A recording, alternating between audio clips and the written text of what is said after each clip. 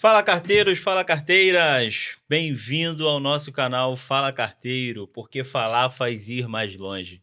Pessoal, antes de mais nada, eu gostaria só para dar uma relaxada, eu estou um pouco nervoso. Esse aqui é o nosso primeiro podcast. Acho que é o primeiro e único podcast de carteiros do Brasil. Então, pode ter alguns por aí, eu não sei, pode ter alguns melhores, alguns piores, mas eu tenho certeza de uma coisa, esse aqui é diferente. Esse aqui foi feito com o intuito de trazer entretenimento, informação, novidade.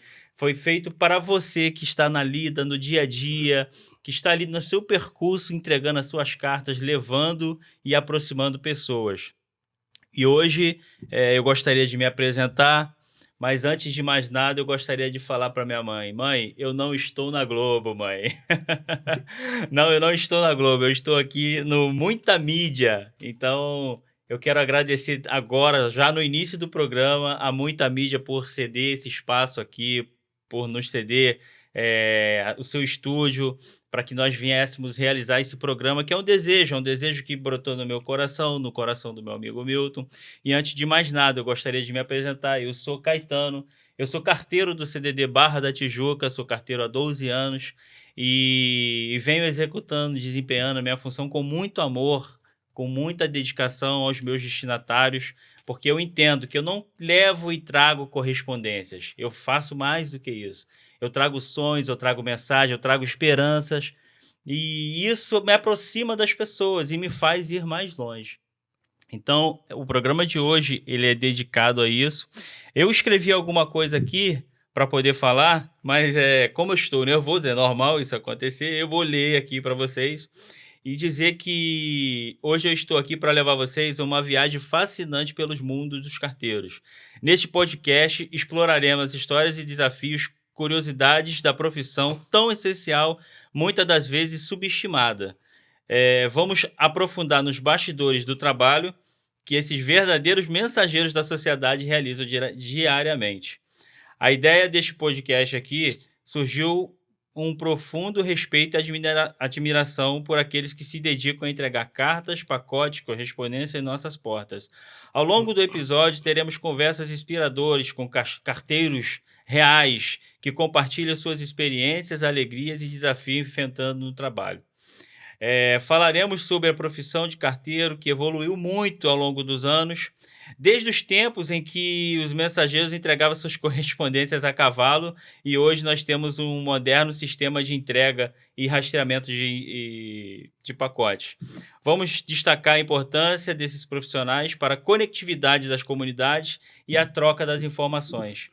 Queremos também abordar desafios enfrentados pelos carteiros em rotas diárias, desde condições climáticas diversas até logísticas complexas das grandes cidades. Profissionais preservam e superam obstáculos para cumprir a sua responsabilidade com dedicação e cumprimento. E não se preocupe, pois também teremos espaços para histórias engraçadas e inusitadas. Sim, vocês vão se surpreender com alguma das situações incomuns que os carteiros encontram no seu trabalho. Então, esse podcast foi feito para você, foi feito para mim, foi feito para a sociedade em geral. Eu gostaria de apresentar o meu amigo aqui, ele vai falar mais com vocês, o meu amigo Milton. Fala, Milton.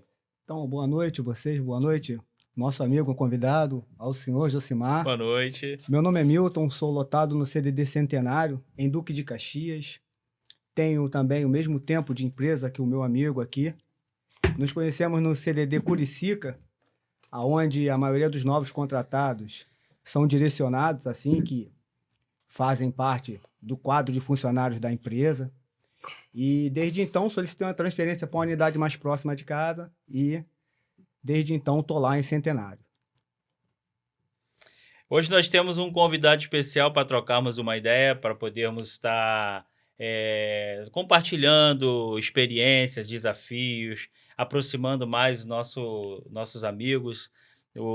Hoje nós temos um convidado especial que é o secretário-geral da Fentec, carteiro há mais de 26 anos, que atuou na região de Jacarepaguá e Baixada Fluminense. Estamos aqui hoje com o Emerson Marinho, esse nosso representante. Boa noite, Emerson.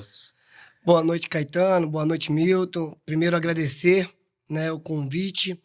Importante estar nesse espaço aqui de fala, onde nós vamos estar aqui dialogando sobre as experiências que nós, carteiros e carteiras, temos no nosso dia a dia de trabalho, como você falou, enfrentando as adversidades climáticas, todas as adversidades postas em questão também de trajeto, de relevo acidentado, relevo. Então, acho que é muito importante esse primeiro programa para a gente dar o pontapé inicial nas inúmeras histórias que nós contaremos aqui ao longo da existência do programa. Mas também sem perder um pouco daquela coisa da seriedade, de falar um pouco da nossa empresa, falar da organização dos trabalhadores, e esse que vai ser o nosso papel aqui hoje.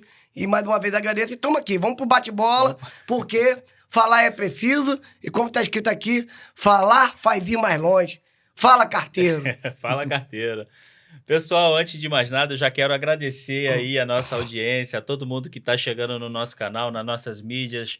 Eu quero agradecer, dizer que vocês são muito bem-vindos, isso tudo está sendo feito para você. Em breve estaremos disponibilizando aí embaixo um link para você estar enviando para nós os vídeos de vocês fazendo o seu percurso, mandando um alô, mandando um beijo para a mãe, para a tia, para o papagaio, para o cachorro. E por falar em cachorro, né, que Deus nos livre dos cachorros na rua. Vamos estar também disponibilizando para vocês aí a nossa chave Pix, para você estar colaborando com o nosso projeto, porque isso aqui não é barato, isso aqui não sai do nosso pagamento, isso aqui é um projeto que nós estamos tentando realizar, e isso é muito importante para mim, para você, para a nossa sociedade, tá aproximando através da comunicação. Esse é o nosso papel hoje nos Correios. Aproximar pessoas através da comunicação, que isso é um direito constitucional, mas isso é outra história. Eu gostaria também de estar aqui explicando, olha só que maravilha a nossa logo. Nós fizemos aqui algo para poder transladar, para poder mostrar que há novos caminhos, novos percursos, e que aproximam cada um próximo do outro. E falar faz nós irmos mais longe. Desde já, eu gostaria aqui, Emerson, de escutar você dizer, de você compartilhar conosco a sua visão hoje na empresa, para você trazer aqui um cenário, aspecto. O que você hoje enxerga na empresa? Qual o cenário que você enxerga na empresa hoje? Que talvez é um cenário diferente do que eu vejo, talvez seja um cenário diferente do que o Milton enxerga. O que você pode trazer aqui em relação a isso hoje, na empresa de Correios e Telégrafos do ano de 2023? Haja vista que passamos por uma administração anterior que não foi tão agradável na maneira mais branda de falar. O que você tem para trazer hoje sobre o seu ponto de vista do cenário da empresa hoje? Não, Caetano, primeiro falar da nossa trajetória, né? Nós iniciamos a nossa carreira, né, como funcionário concursado do Correio em 1997, dia 4 de setembro, meio a uma greve de campanha salarial. Chegamos aqui... Fernando Henrique era o presidente. Né? Minha primeira experiência com o mundo de Correios se deu aqui no CDD Taquara, que agora é CDD Tanque, que foi dividido, que agora é Taquara e Tanque ali na Tindiba. E nós, naquele dia, eu e um outro colega chamado Davi, saímos do prédio, acabamos perdendo o ônibus, né, que trazia o pessoal para a região de Jacarapaguá, e tivemos que pegar o ônibus, e foi bem inusitado. Peguei o 241, lá o Praça Mauá, Taquara, e no meio do trajeto, o que me acontece? O ônibus é assaltado. Que isso? No nosso primeiro dia de trabalho. Sorte do carteiro, né? Só que eu, muito falante que sou, estava sentado de um lado de um dos assaltantes. Eita! Né? E vim contando a nossa história. Falei, pô, tô indo pra lá, meu primeiro dia de trabalho, perdi o ônibus, vou chegar lá pra me apresentar. O cara é mesmo? Falei, fiz o concurso. Final da história, o que aconteceu? O cara roubou o pessoal lá e eu fiquei super constrangido, porque ele não pegou nem o meu, que não tinha muita coisa também. Tinha só um relógio, nem o meu relógio, e nem pediu dinheiro, e nem o colega lá, o Davi. Foi muito engraçado, mas triste ao mesmo tempo. E nos apresentamos no CDD Tanque por volta de 2h30 da tarde. Porque quando falou que era CDD Tanque, sem conhecer Jacarepaguá, soltei do ônibus aonde? No tanque. Mas o CDD Tanque estava na Taquara, Tindiba 2070. E aí de lá ainda não tinha dinheiro pra pegar o outro ônibus e vinha mandando. Por dentro, eu perguntando, eu e Davi. 30 minutos de caminhada. Aí chegamos lá, o gerente chegou e falou assim: campeão, seja bem-vindo, campeão. Deu 2 tapinhas nas costas. Falou, dá uma ajudinha aí. Botou uma bolsa, que tava em greve, né? Tá fechada lá, que nem fechava. E foi eu e o Davi entregar 3 horas da tarde uma bolsa de correspondência. Tava parada por consequência da greve, por luta por melhores salários e melhores condições de trabalho. Então, nesse dia, foi meu primeiro contato e o impacto que eu tive com o universo de Correios. Mas, o que acontece? Quando você vai vivenciando o dia a dia da nossa empresa, o dia a dia do contato com os colegas, você vai se apaixonando. Eu entrei no Correios, fiz concurso público em 97, falando que ficaria no máximo 4 anos, que eu faria outro concurso público e ia para uma outra empresa.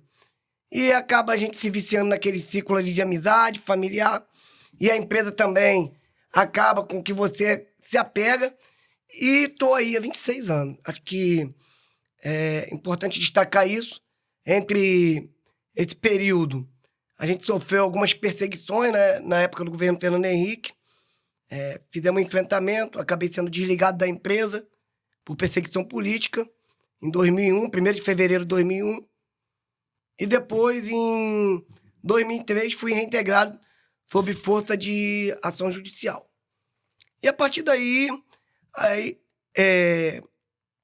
cheguei que precisava ter uma participação mais preponderante no dia a dia da nossa empresa, não só para buscar a melhora da empresa, o fortalecimento dela, mas também para fazer uma construção dessa relação capital-trabalho dentro dos parâmetros da defesa dos direitos dos trabalhadores. E foi aí que a gente iniciou nossa caminhada como sindicalista. Ali você já viu uma necessidade política, né? Você já tinha uma necessidade de explorar mais esse campo. Sim, porque o capital-trabalho, ele sempre coloca a parte mais fraca como a parte dos trabalhadores, né? Ao inverso do que o juridiquês diz, né? Que na dúvida é pró-réu, ou seja, para a parte mais fraca, o capital-trabalho não. É o inverso. É inverso, porque quem detém o poder da compra da força de trabalho é o patrão. No nosso caso, mais especificamente, o governo, né? E dependendo da política de governo, se dará a toada da relação capital-trabalho. Naquela época, estava em pleno efervescência a política chamada política neoliberal, por Fernando Henrique, né? A ALCA, entre outros organismos, que era a Aliança do Livre Comércio das Américas, né? Que prejudicava extremamente o Brasil, nessa relação também comercial. Então, a partir dali, a gente começou a enxergar que havia necessidade de ter uma organização política da nossa parte, da nossa militância, maior dentro da nossa categoria. E aí a gente caminhou. Voltando à sua pergunta, depois dessa apresentação resumida, o que eu enxergo hoje de Correio? Nós vivenciamos, como você falou, no último período, os últimos 4 anos, um ataque muito feroz, e aí eu posso dizer seguramente, pelo esse período todinho que eu convivi dentro da empresa, que foi um dos ataques mais contundentes que nós tivemos enquanto trabalhadores e empregados dessa empresa, que é uma empresa que completa esse ano. Você falou aí do carteiro Mor, né? Que pregava cavalo. E muitos não sabem, mas essa foi a fundação, né, da profissão de carteiro, em 1963. 1663. 1663. Que esse ano completa 360 anos. Correios completa 360 anos. E a gente passa por um desafio enorme. Um desafio de reconstruir a nossa empresa. Recentemente, acredito eu que o desafio da administração anterior era a privatização da empresa. O tempo todo era o ataque à privatização, estava se costurando ali no Congresso algo que pudesse levar à privatização. É isso? É isso, não. Na verdade, que não era desafio, era uma vontade, Era uma vontade. sanha, né? Uma sanha entreguista muito grande, privatista, de entregar uma empresa com 360 anos, que, na nossa opinião, é patrimônio da população, né? Tava aqui agora há pouco conversando com a menina aqui da produtora, né? Alice, né? O nome dela? Isso. Alice. Alice, ela tava falando, o carteiro é uma das poucas profissões que a população reconhece seu valor, tem um carinho muito grande. E é isso mesmo, eu costumo dizer que aonde tem Brasil tem Correios e aonde tem Correio tem Brasil. Porque nós diariamente estamos na frente das casas, conversando com a população, e foi isso que o governo anterior tentou destruir, esse patrimônio. Então, hoje, o que eu vejo? Eu vejo a empresa num processo de reconstrução devido a um projeto político que foi eleito no último dia 30 de outubro de 2022, que tem como principal meta fortalecimento do que é público, né? E fortalecimento das empresas públicas, que prestam serviço relevante à população. Sobretudo, aqueles que têm uma vulnerabilidade social, ou seja, as camadas sociais que são de baixa renda. Então, eu vejo que a gente tem um desafio muito grande, enquanto empregados também, que é ajudar a reconstrução e o fortalecimento da nossa empresa. Mas também não podemos deixar de lado de pensar e prospectar, né, Milton? A reconquista dos nossos direitos. Nós fomos a única categoria profissional que nos últimos 4 anos foi atacado tão ferozmente que perdeu 50 cláusulas de uma cesta, de um acordo coletivo do total de 79 cláusulas. Não teve... 50 no lembrar total que de 69. dentro das empresas públicas, né? Correios é com o menor salário pago aos empregados, né? Sim, verdade. E depois desse ataque que nós sofremos com a perda grande, eles pagaram, né? O governo anterior pagou uma PL. O que você tem a falar dessa PL? Que foi um cala-boca, associada às perdas, Não, enfim. o que Porque acontece? perdemos, de fato, essas 50 cláusulas. Eu só consigo vislumbrar cifras, que chega ao patamar de... Nós perdemos poder de compra, poder de renda. Foi um ataque tão agressivo que houve um empobrecimento da nossa categoria. Isso é Verdade. fato, certo? Então, você fala da PLR. A PLR é fruto do resultado do nosso trabalho, né? Sim. Que é o Programa de Resultado e Lucro, que está na Lei 10.101, salvo engano, que foi sancionada pelo presidente Lula no seu primeiro governo, né? Que obriga as empresas públicas que obtiverem lucro compartilharem parte desse lucro até 25%. Embora sendo uma atitude legal, estando prevista em lei, a PLR, é claro, Sim. mas foi uma disfarçatez do governo, né? Porque ele cortou tantos benefícios, jogou a categoria, assim como você mesmo falou, empobreceu a categoria, e ele pagar essa PLR e fez uma campanha grande acerca disso, não foi? É a campanha mais fraudulenta que nós já vimos nos últimos anos. Porque ontem eu estava na mesa de negociação com os diretores da empresa e teve uma apresentação financeira para colocar o status que a empresa se encontra hoje para esse processo de recuperação, o que ela tem em caixa, o que ela não tem. E um dos colaboradores não, empregado, que nós somos empregados, né? Colocou que a empresa vem apresentando prejuízo pasmem vocês, desde do primeiro semestre de 2022. E aí até perguntei a ele, fiz uma pergunta muito simples. Falei, não posso citar o nome do colega, mas falei, meu amigo, se você está apresentando esse cenário contábil, né, financeiro, a empresa estava dando prejuízo já em 2022. O que você tem a me dizer, você que trabalhava na área financeira, das declarações do presidente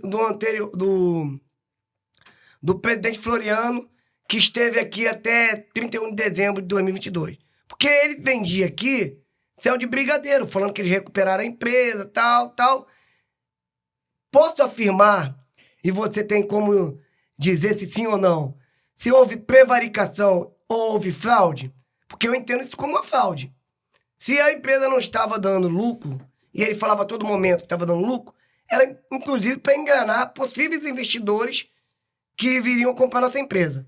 Mas eu quero destacar que esse prejuízo é um prejuízo contábil. Não é entrada de fluxo de receita na empresa. Por quê? Porque você tem que pegar receita e despesa, né? Mixar ela e ver o que sobra lá no final. E nós, como a empresa é uma das maiores cumpridoras de acordo coletivo no Ministério do Trabalho, ela tem um passivo trabalhista muito grande, na ordem de quase do total, né? De projeções de 7 bilhões. Nossa, Então, é muito dinheiro. é muito dinheiro que ela deve para os trabalhadores porque ela não cumpre a lei. E o não cumpre a lei. e o que você acha desse cenário da empresa, do Estado, ela que deveria ser a cumpridora da legislação trabalhista, ponta a ponta, ter esse ativo trabalhista tão alto por descumprir a própria lei que o Estado cria com relação ao trabalho e emprego? O Então, que você acha sobre isso? Esse comportamento da empresa? o comportamento é um comportamento inadequado com a figura do agente público, certo? Aí tem que ficar colocado.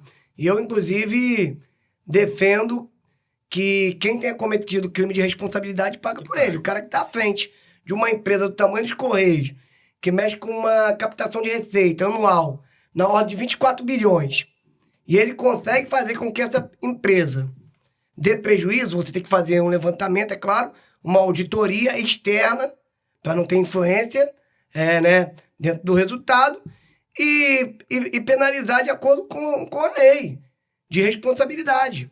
Porque, a exemplo do que o governo anterior fez, comprava leite moça, picanha, Viagra, lá para os militares. Infelizmente é pros verdade. militares, nos Correios não foi diferente. Os lanches mais caros do Brasil na padaria, as padarias afora. No Correio não foi diferente.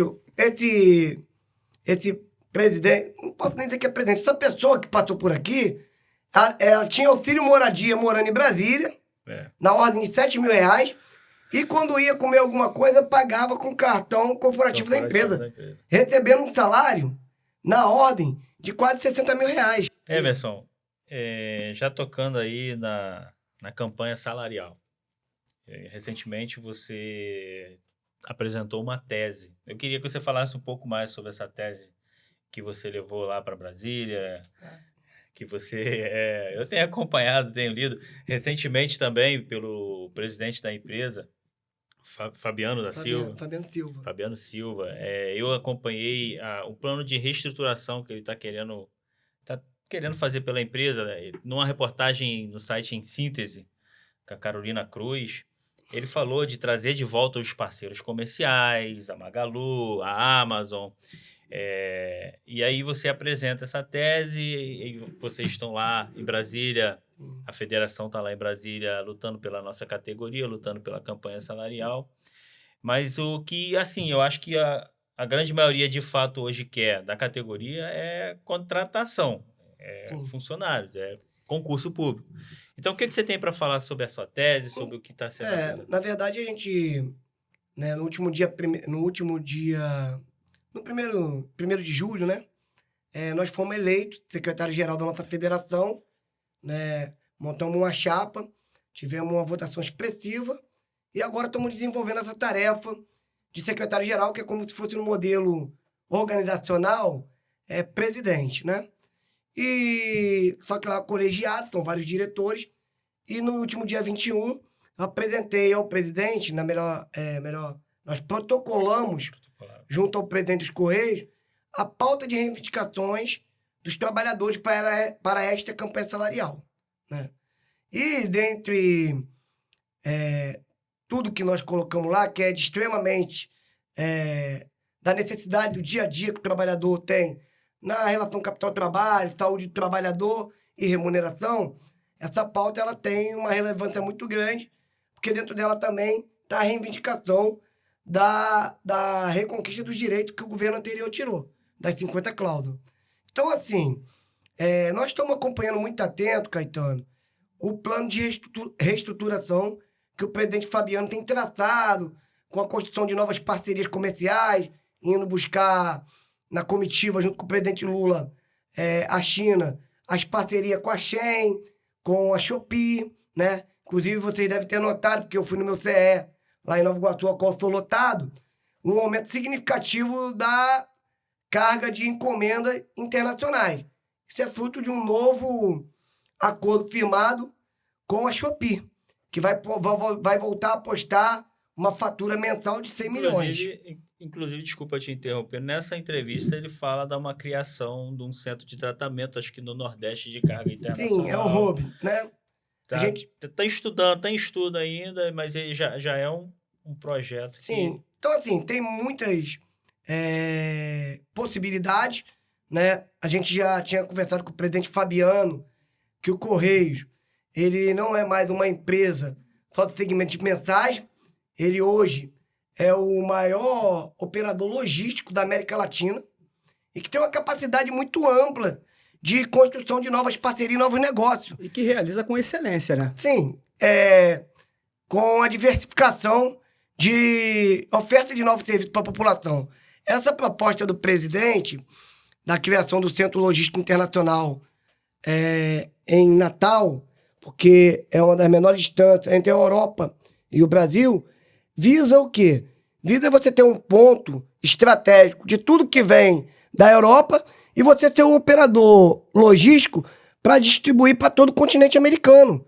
Sem a necessidade do continente asiático e europeu de ter que ir em São Paulo para poder voltar depois para entregar uma coisa aqui no Nordeste ou ter que atravessar o hemisfério, né, para poder chegar na América Central, na América do Norte. Então esse trabalho ficaria todo por conta da operação logística da nossa empresa com esse grande hub lá no Nordeste, que ficaria em Natal. E facilitaria muito isso. Mas não dá para falar em novos negócios sem a gente falar em reestruturação da malha logística como investimento em novas numa nova frota, mas sobretudo em contratações. Por isso, na nossa pauta de reivindicação, nós colocamos a necessidade, que foi um levantamento que nós fizemos. Em 2018, a gente tinha mais de 100 mil trabalhadores. Hoje nós temos apenas 88 mil. Então nós colocamos na nossa pauta de reivindicação que seja aberto imediatamente concurso público para o preenchimento de 40 mil vagas. Ah, vai acontecer isso? Claro que não. Não no primeiro concurso. Não existe concurso para 40 mil vagas. Mas nós estamos apontando a necessidade da empresa para que ela volte a ter um serviço de excelência. Isso se dá porque o aumento dessa carga, né? O aumento da carga, o fluxo de encomenda. Assim, mas, para além disso, só para eu concluir, para além disso, você também tem outros serviços que a gente desempenha que está fora da questão do e-commerce. Que é... entrega de livros. Entrega o FNDE. Você tem a maior operação logística do mundo feita em 2 horas. Vocês sabem qual é? É o Enem. O Enem. Você trabalha todo ano no Enem. Então, 2 horas nós fazemos da maior operação logística do mundo. Fantástico. Na entrega das provas. Fazer parte E que nenhum país no mundo consegue fazer, inclusive levando em consideração as diferenças demográficas que nós temos no nosso país, geográfico, porque é um país de dimensão continental. Então, e o Rio de Janeiro tem uma peculiaridade, né? A violência, locais onde colégios dentro de áreas dominadas por tráfico, enfim, o carteiro passa por tudo isso, né? Mas quando a gente chega com essa amarelinha, a gente é respeitado. Muitas das... a gente é respeitado. Hoje, quando você vai entregar o FNDE e o Enem, você não vive a dificuldade. Diferentemente do problema que nós estamos vivendo, do avanço da violência no roubo de carga. Agora, você que tem essa visão macro, nível Brasil, essa violência, ela se limita apenas no Rio de Janeiro ou nos outros estados? O assalto a carteiro, a violência contra o empregado da empresa, também está na mesmo nível? Todas as grandes metrópoles, né? Aí vamos falar Rio de Janeiro, sofre com o problema de segurança pública. Isso é um problema do Estado, né? O que acontece conosco dos Correios? Não tem ações preventivas para poder mitigar, diminuir, né, significativamente esse risco, como contratação de escolta, gerenciamento de risco. Isso é importante também, para você saber a área que você pode atuar, entrega ou não. Mas tem em todo o Brasil. O problema é que o general de leite condensado lá, ele cortou 80% do orçamento para garantia de segurança. E aí eu não estou falando só de segurança escolta, não. Vocês sabiam que o edifício sede aqui, no Rio de Janeiro, na Presidente Vargas, só estava operando com 3 seguranças desarmados, né? E se eu não salvo engano aqui agora, 3 ou 4 recepcionistas, porque teve um corte de Brasília na área de segurança, e aí as empresas terceirizadas foram obrigadas a dispensar. Você veja só, um edifício que está num local estratégico, tem 2 portarias, além das portarias de entrada de fluxo de encomenda e carga, sem segurança nenhuma. Então, você vive o processo de insegurança por parte do Estado brasileiro, que é responsável pela segurança, mas também você não tem um processo de prevenção para garantia da segurança do funcionário e também do patrimônio. O último episódio agora foi no CDD Del Castilho, que fica lá o CDD Del Castilho. Sim. E o CDD temporário de Madureira, que Madureira saiu do local antigo e está aguardando ainda um novo local. Aí você assaltaram a unidade, né? Sim, Deveria ter segurança na unidade? Conforme esse... Então, é como eu falei, ideia. se você tem um mapeamento de risco, você sabe qual é a área que está mais suscetível a ter um processo da intervenção da criminalidade, certo? Zona Norte, por si só... Ali é perto do Jacaré, né? É complicado, né? Não quero aqui que me perdoe, porque eu moro na Baixada, também não é fácil, mas Zona Norte também é rodeado de comunidades, onde essas comunidades são dominadas pelo crime organizado. Então, quando você tem uma política de repressão na principal atividade do crime organizado, que é o combate ao tráfico de drogas, o que o crime organizado faz? Ele tem que buscar receita de outra forma. E aí ele vai para esses furtos, para esses assaltos. E foi o que aconteceu, lamentavelmente, em Del Castilho e Madureira. Mas não é um privilégio. Pedra de Guaratiba aconteceu isso também. CDD Pedra de Guaratiba lá, olha só, Pedra de Guaratiba, lá onde o vento faz a curva. O pessoal da Dona Oeste vai ficar chateado comigo, né? Depois né? ali, doutor. Bem longe, depois da grota e tal. E também entraram lá e prenderam os carteiros, né? Fizeram um cárcere privado, tomaram todos os pertences e roubaram também a carga. Caminhão, não foi? Foi. E essa atual gestão já sinalizou alguma coisa? Deixa eu só mandar um beijo pro pessoal lá, senão vão ficar chateados com o Emerson. O pessoal da Pedra de Guaratiba aí, um beijo pra vocês aí, galera. Não, mas só pra falar Pedra de Guaratiba é fechamento, todo mundo sabe lá. Tô falando porque quando a gente tá numa área mais afastada assim, Sim. Você tem uma percepção maior de segurança porque não tem um avanço da grande cidade, como a gente tá falando aqui, na criminalidade. Né? Esse CDD ali de Del Castilho, ele é numa área local bem movimentado, porém a rua sem saída. Então. É quase que o local perfeito. Então, o problema nosso é o orçamento. E o orçamento presidente já sinalizou a respeito disso?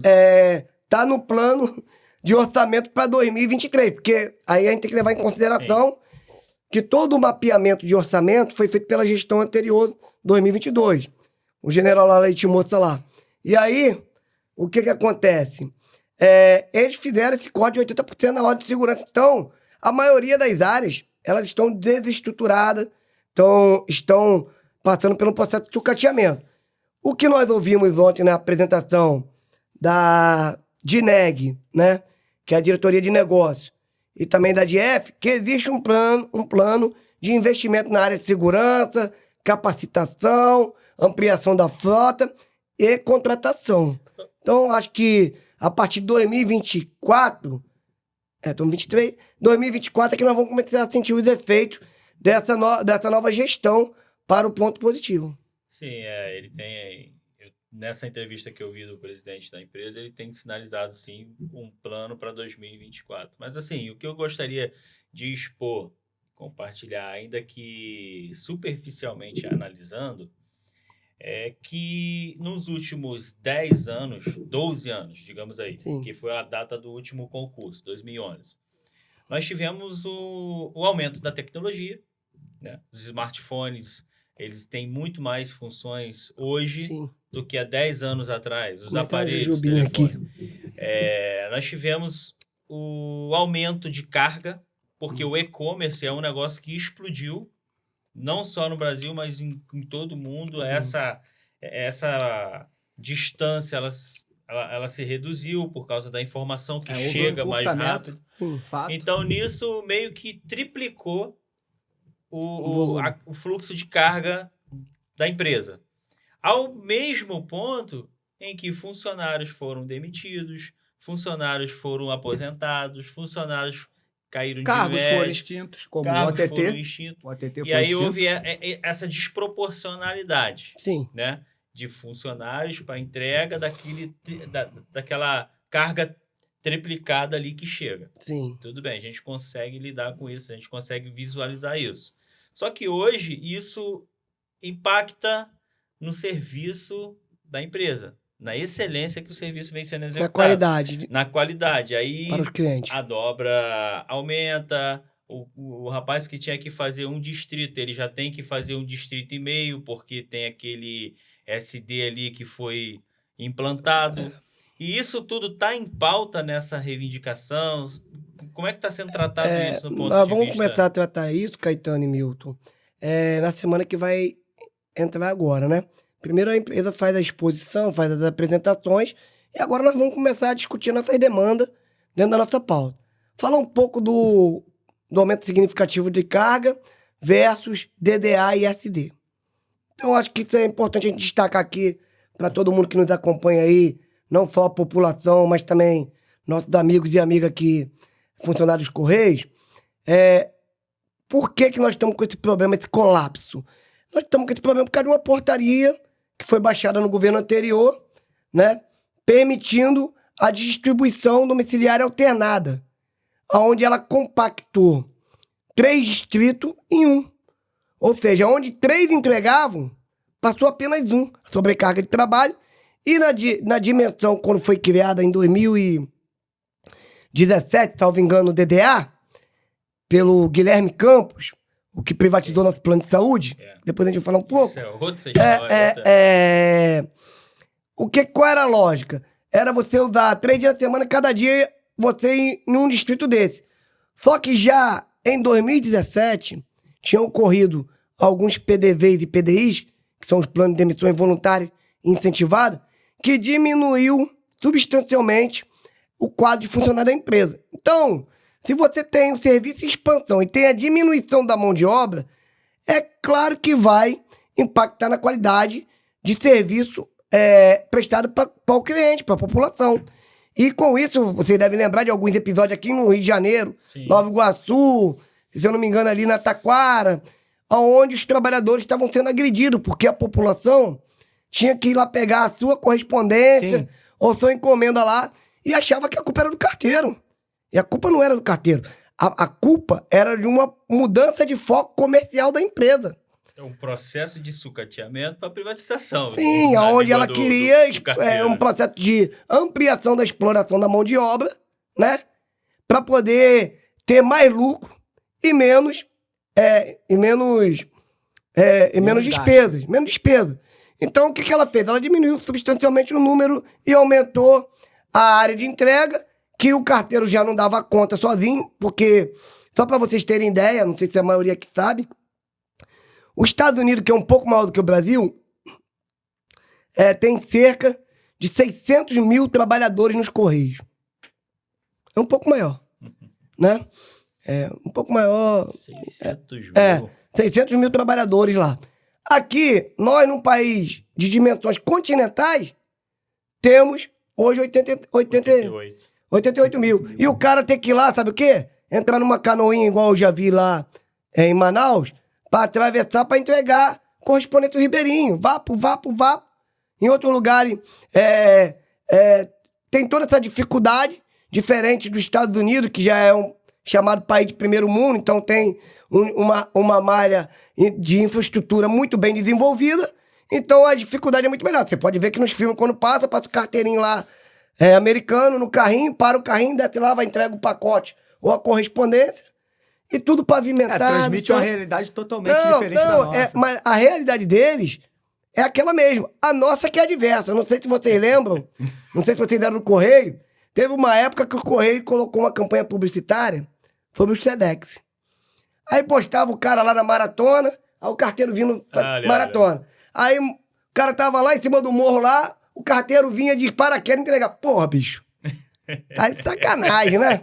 Acho que foi quando lançou o Sedex 10, Sedex 12, que agora é Sedex 12, lançou o Sedex 10. Aí, você veja só, a população vê aquela campanha publicitária, tá no direito de cobrar. Tá no direito de cobrar. Tá, você não pula de paraquedas pra me entregar aqui, se vira. Eu sou um contribuinte. Entendeu? Se vira. Você não corre aqui na maratona, se vira. Não entende que a nossa empresa, na sua grande maioria, 90%, é feita de material humano.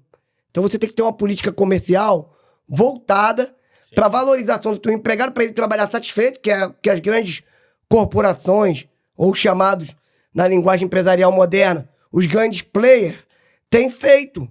Investido na qualidade de vida dos seus trabalhadores, que produzem melhor. No Correio a lógica é inversa. No Correio a lógica é o seguinte, é a exploração de mão de obra exacerbada, sobretudo à base do chicote. É um dos motivos que eu fiz o concurso público dos Correios, para se obter qualidade de vida. Qualidade de vida, fazendo o meu trabalho com dignidade. E hoje a gente vê uma situação como essa, como até aconteceu, tem uns 2 meses isso. Eu estava na porta da minha unidade, colocando os meus 400, 500 objetos dentro do meu carro. Um senhorzinho lá na porta, lá com aquele jalecozinho amarelo do atendente. Sim. Aquela calça azul vincada. Qual o tecido? Aquele tecido antigo? É brim. É brim, né? É. Rapaz, o cara posturado. Um senhorzinho posturado. Quando eu chego assim, pois não, senhor. Não era nem o horário do atendimento. Eu tava dando ali por volta de 10 horas da manhã, 10h30 da manhã. Aí aquele senhorzinho ali me chega, não, que eu vim aqui para trabalhar com vocês. Aí ele me puxa o papelzinho e me mostra uma liminar. Eu olho para aquela liminar, tava escrito lá. Reintegrado. Miguel, reintegrado, 72 anos de idade. Aí eu olhei assim e recebi ele de braços abertos. Até fruto. Eu recebi ele de braços abertos. Seu Miguel, um abraço pro senhor CDD Barra da Tijuca aí. Fique à vontade. 72 anos. Cara, eu vou ser sério, cara. Eu fiquei emocionado naquele dia quando eu recebi. A galera ali brincou, zoou e todo mundo se divertiu. Mas a gente vê que, assim, pela idade do seu Miguel, já não tem mais tem condições, mas aquele gás na rua. Mas aquilo ali é fruto da reparação das injustiças. O que acontece? Esse Você seu Miguel... também, né? Foi injustiçado um período, né? Eu fui mandado embora, mas voltei, que eu sou ruim. Eu voltei pra... Mas tem só você não, tem o Theo aí também. Então... Tem uma meia dúzia aí de carteiro bom que voltou. Esse seu Miguel, ele voltou 20 anos ou 25 anos depois. Se eu não me engano, são 25 anos. Depois da demissão dele da greve de 97. Que o Fernando Henrique perseguiu os trabalhadores que fizeram greve e demitiu sumariamente. E, assim, ele deu sorte de voltar. Muitos voltaram também. Mas nós temos muitos colegas que, por consequência da demissão, entraram em depressão profunda, viraram dependentes químicos, perderam sua vida, né? Perderam família. Então, assim, quando a gente encontra um caso desse do seu Miguel, a gente fica feliz mesmo. Não porque a gente sabe que ele não vai aguentar produzir mais como se tivesse na empresa durante todo esse tempo, ou entrando com uma idade que lhe cabesse e lhe desse capacidade laboral, né?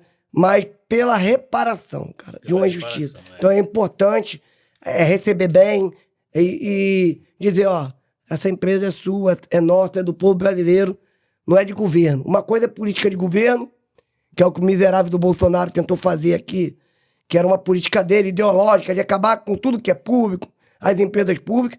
E outra coisa é política de Estado. Política de Estado é aquilo que fica para a população. Então, os Correios, Petrobras, Eletrobras cometeram um crime em privatizando a Eletrobras e as pessoas não entendem. Falam, não, tem que privatizar mesmo. Estão sentindo a dor agora na conta de luz. Sim. Porque o sistema de distribuição, este já tinha sido privatizado.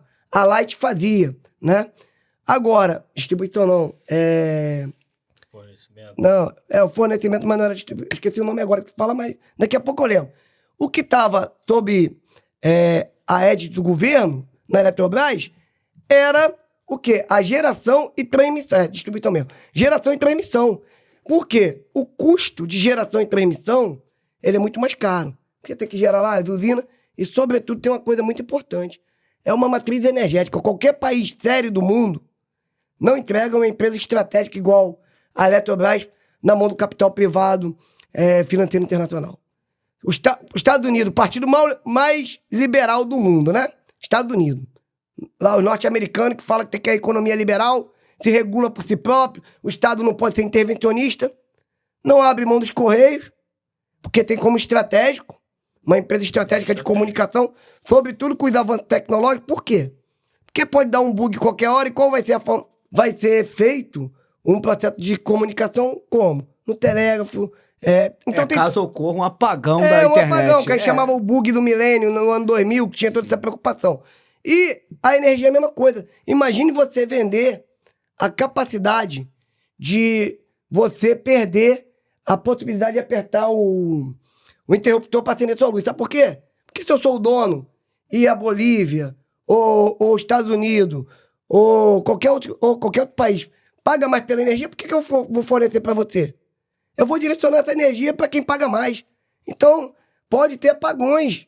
Então, falando um pouco da Eletrobras, que não é nosso caso aqui, a gente tem que falar de Correio, mas a gente tá falando um pouco de soberania. Então, eu acho que é isso. A gente tem que pensar nos Correios como uma empresa indutora do desenvolvimento socioeconômico de uma política de Estado, não de uma política de governo. Sim, o raciocínio assim não está longe, falar da Eletrobras ou de outras empresas. É até bom que seja citado. Mas, Emerson, eu tenho duas perguntinhas para você, que você falou em desafios, em um processo de desestruturar a empresa que foi do governo anterior, falou do empobrecimento. O carteiro, o empregado está empobrecendo devido ao corte, né? De muitas causas no acordo coletivo. Sim. Eu queria te fazer duas perguntas que eu acho que está na cabeça de todos os empregados da ICT. Que primeiro qual é a ideia desse acordo coletivo para o plano de saúde?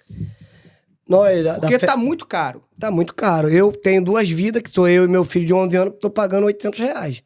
Eu pago um pouquinho mais, até de 800, porque minha mãe, a CGPA 23, que mandava tirar pai e mãe do plano de saúde, no julgamento de 2018, foi exercido só que a minha mãe fazia tratamento de acompanhamento de recuperação oncológica. Então eu entrei na justiça e garanti esse direito, inclusive amparado no Estatuto do Idoso, uma série de coisas, né? E plano de saúde. O plano de saúde hoje é o nosso maior calcanhar de Aquiles. Por quê? Nós tínhamos até 2018 450 e poucas mil vidas amparadas no nosso plano de saúde. Hoje nós só temos 210 mil. Por quê? Os trabalhadores e as trabalhadoras saíram do plano de saúde porque não estão suportando pagar. Eu conheço alguns que se desligaram. Não estão suportando. E, então, qual é a nossa estratégia para esse acordo coletivo no que versa o plano de saúde? Primeiro de tudo, acabar com a mensalidade em cima da remuneração. A mensalidade foi criada uma confusão, uma dicotomia de interpretação no acordo judicial, onde o Aloysio Veiga, que é o ministro do TST, que julgou, colocou em cima da remuneração, mas só que ele queria dizer salário, que para ele a remuneração é salário, que ele ganha mais de 60 mil. Então, assim, e aí o que aconteceu? O desconto passou a ser em cima de todas as rúbricas da remuneração. Então, encareceu muito nosso plano de saúde. Outra coisa é acabar com a coparticipação. Por quê? O que é a coparticipação? Ela é nada mais, nada menos que uma trava moderadora. Tem gente aí que tá se machucando, aí não vai mais no... Deu um topadão lá, perdeu a unha, perdeu o tampão no dedo, não vai mais na emergência porque, já pago a mensalidade, se eu for lá, o procedimento eu vou ter que pagar 30%. Aí o que o cara faz? O cara taca a água oxigenada em cima ali, coloca um gás em cima que cola lá depois com a sujeira e gera um problema muito pior depois, que infecciona e tal. Então, tá passando mal, não vai mais lá no médico, toma um chazinho. Então, isso é para poder justamente dificultar o acesso à rede credenciada para a pessoa pagar. Então, é acabar com a coparticipação. E, por último, é rever o modelo de custeio. No julgamento, a empresa era responsável como mantenedora por 70% de todo o custo do plano de saúde e nós, empregados, por 30%. Em 2022, o Bolsonaro criou a CGPA 42 e se amparando numa norma de 96 do governo Fernando Henrique, fez com que todos os trabalhadores começassem a pagar 50%, o que elevou demais o nosso plano de saúde. E tá cobrando esse 50% até hoje. 50%. Então, a nossa estratégia é, como eu falei, acabar com a mensalidade em cima do salário, da remuneração e passar para o salário todas as base. rúbricas, como você disse. E acabar com a coparticipação e o custeio voltar a ser 70-30. Os desafios são grandes, né, para essa campanha salarial. E com relação a tudo que foi dito aqui, eu entendo, e você vai poder nos explicar também, o que ocorre com o aumento da carga, a redução de empregados, o envelhecimento da parte operacional da empresa, que somos nós, que parte humana, tem ocorrido casos de assédio. Qual é o projeto que vocês têm para combater esse assédio que ocorre em algumas unidades, principalmente as unidades que têm muitos objetos? Aqui no Rio, então, nós passamos por unidades que já são tidas como crônicas com relação a isso.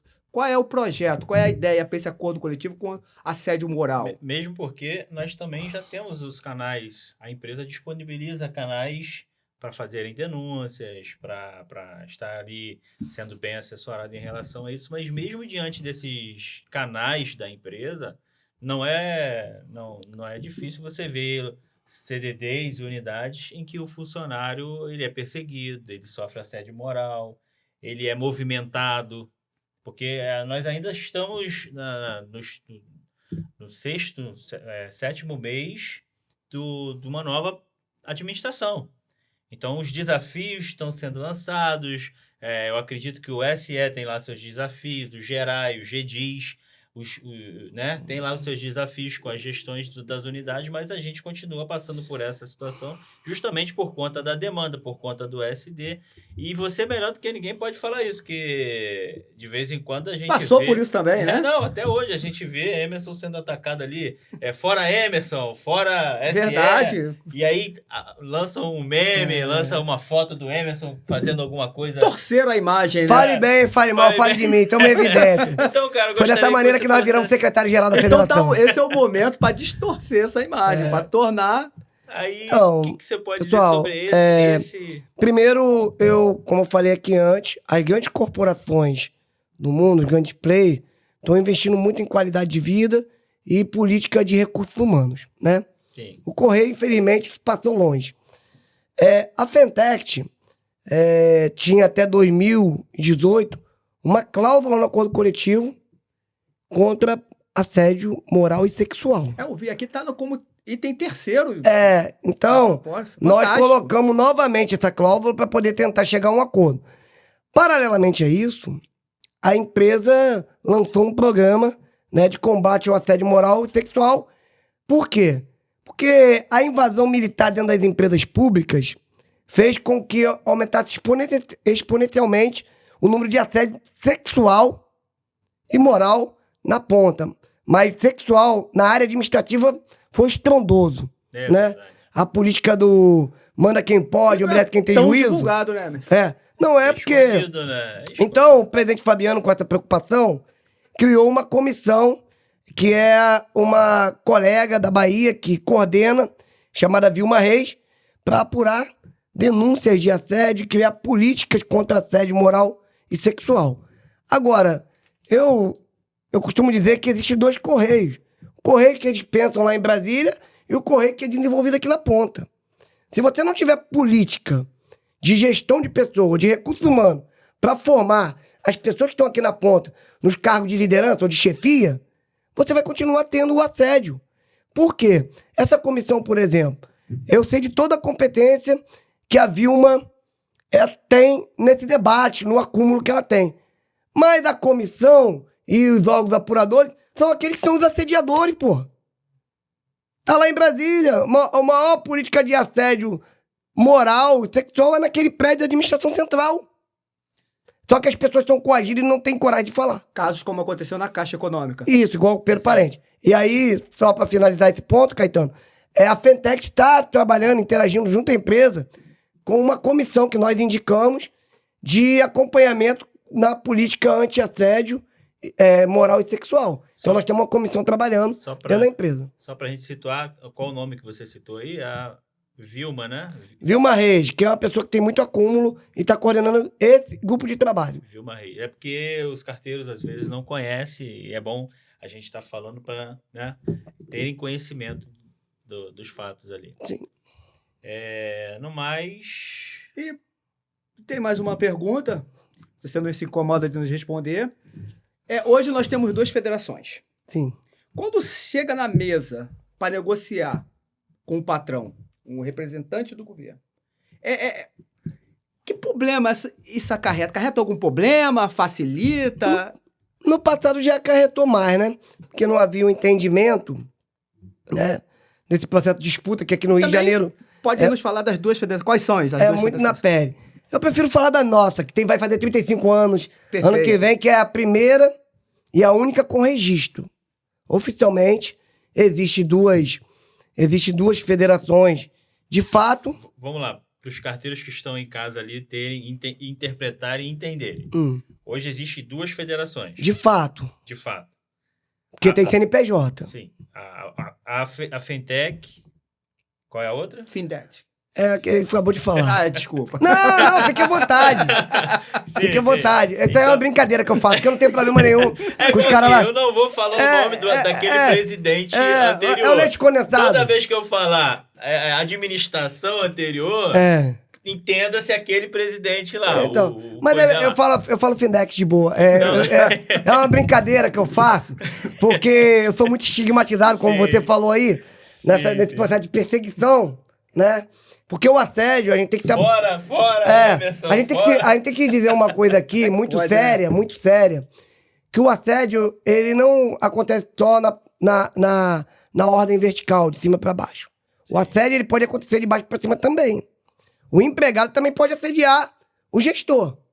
O colega, que tem o mesmo cargo, pode assediar o outro colega. Isso é importante. Então nós temos que ficar muito atentos sobre isso. Os sintomas, os aspectos que caracterizam o assédio, tanto sexual quanto moral. Isso não é determinante. Não é exclusivo só de um setor da empresa. Não é determinante que a hierarquia coloque como preponderante a questão do assédio. Muito pelo contrário, pode ser vice-versa. Temos um caso de colega que não tem o mesmo cargo, está num cargo abaixo daquele que o outro exerce, de cometer alguns excessos que se caracterizam assédio. Então é importante a gente colocar isso.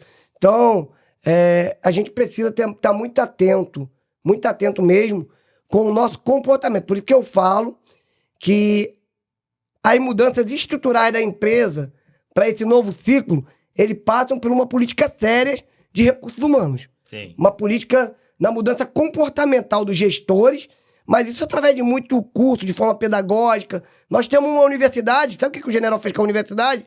Jogou ela lá no canto. Ela tá cheia de mato. Como é que você tem uma universidade que você pode preparar curso EAD, formar os trabalhadores, qualificar melhor a sua capacidade intelectual, mas, sobretudo, também fazer oficinas para poder dialogar o dia a dia, para combater a política de assédio e mostrando para os gestores que ele tem que enxergar o empregado como um colega de trabalho, certo? Claro, cada um dentro da sua competência, dentro da sua hierarquia, mas, sobretudo, com respeito. Então, acho que é isso que nós temos que desenvolver. Já falei isso para o presidente Fabiano. Mais do que a busca de resultado, que é muito importante, é aliar uma política de recursos humanos, de valorização aos trabalhadores. Porque aí a empresa vai produzir muito mais do que ela produz hoje, com a sua capacidade que ela tem. Assim, ainda dentro desse propósito, como fica as mulheres em relação a isso? Porque nós temos também que lembrá-las aqui, trazer esse tema, que é um tema bastante importante. E não só isso, também a cultura dentro da empresa.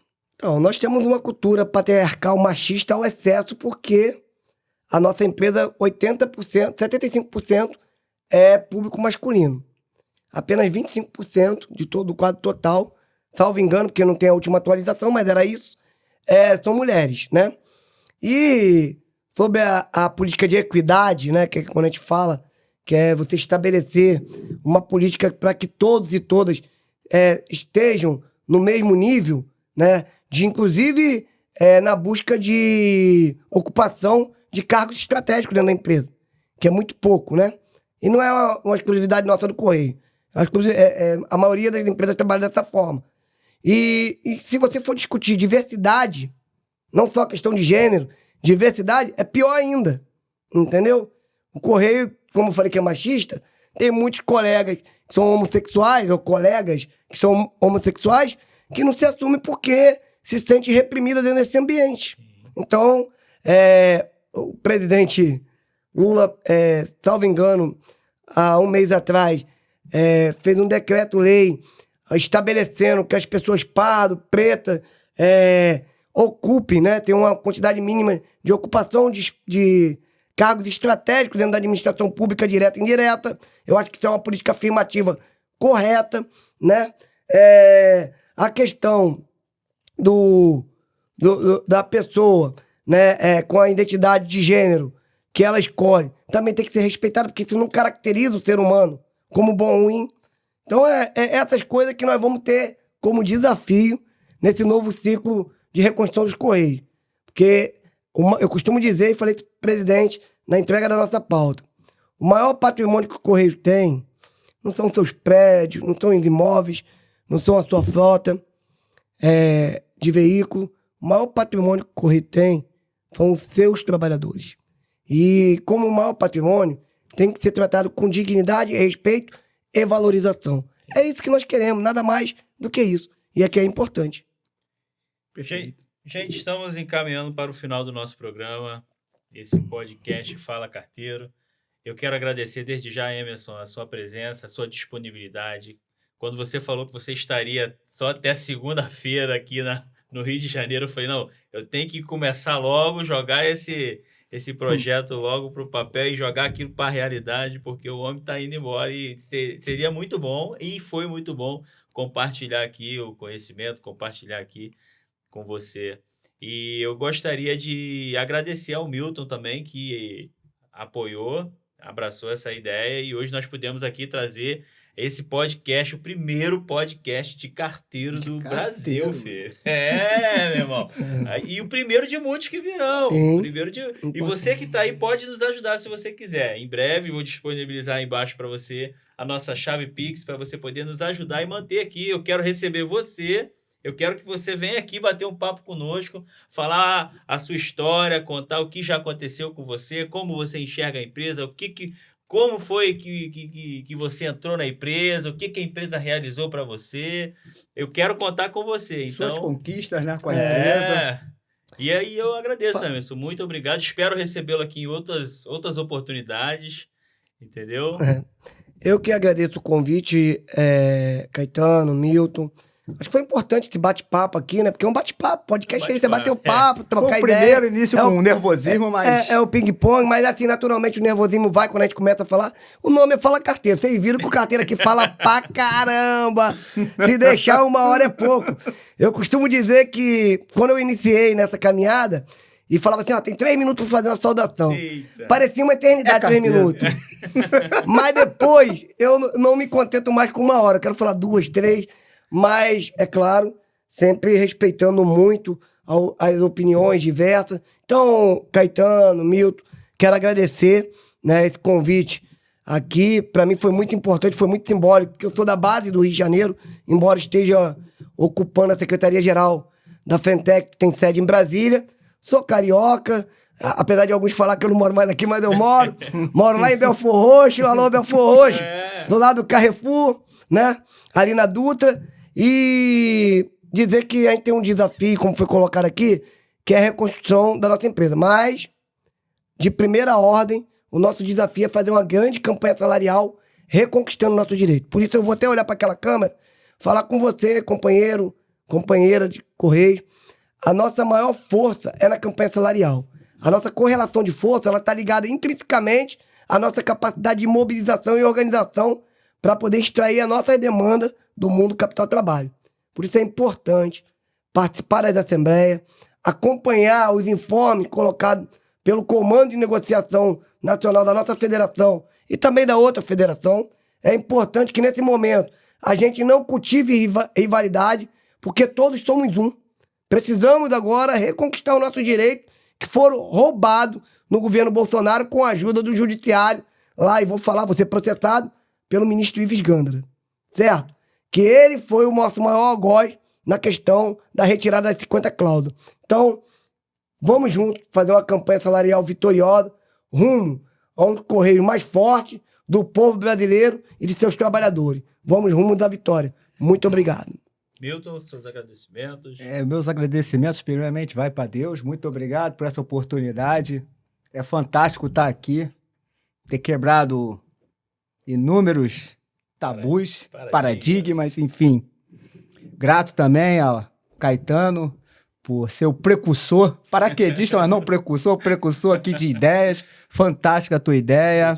Que Deus nos abençoe, que continuamos indo em frente. Sim. Ao seu Emerson, pela sua bate-pronto aceitar o nosso convite. Eu tinha um certo medo, receio, para a agenda não dar, viagem, que eu sei que a tua agenda tem poucos espaços ali. Sou grato pela tua presença, foi esclarecedor. Muito obrigado. E agradecer ao Aranha, que me apresentou a esse homem. Aranha, tamo junto, Aranha. Aranha, tamo junto. Um abraço, meu irmão. Queria primeiramente agradecer a Deus por essa oportunidade de estar realizando esse desejo do meu coração, porque foi Ele que me escolheu para estar hoje na empresa de Correios e Telégrafos. Acho que depender de nós, acho que nós não seríamos nem dignos, né, de estarmos aqui. Mas Deus proporcionou esse momento maravilhoso de poder compartilhar essa ideia e proporcionou para você que está aí hoje. Então eu quero agradecer a ele e agradecer ao Milton, que abraçou a ideia, ao Emerson, fazer um agradecimento especial a todos os carteiros da Barra da Tijuca, aos carteiros de Taquara, da Curicica, aos carteiros da CDD Centenário. Nova Iguaçu. Tamo junto, hein? Uhul, Nova Iguaçu. Tebaldi, tamo junto. Eu quero agradecer a você, carteiro, que tá aí, que acompanhou o nosso primeiro podcast Fala Carteiro. Eu quero escutar você, eu quero que você venha. Eu quero agradecer também aqui a Alice da Muita Mídia, a Mariana, que nos ajudou com esse logo, ao estúdio que cedeu aqui para nós o espaço e passamos, né, aqui horas maravilhosas aqui nesse debate maravilhoso. Então eu agradeço a todo mundo aí. Obrigado, gente.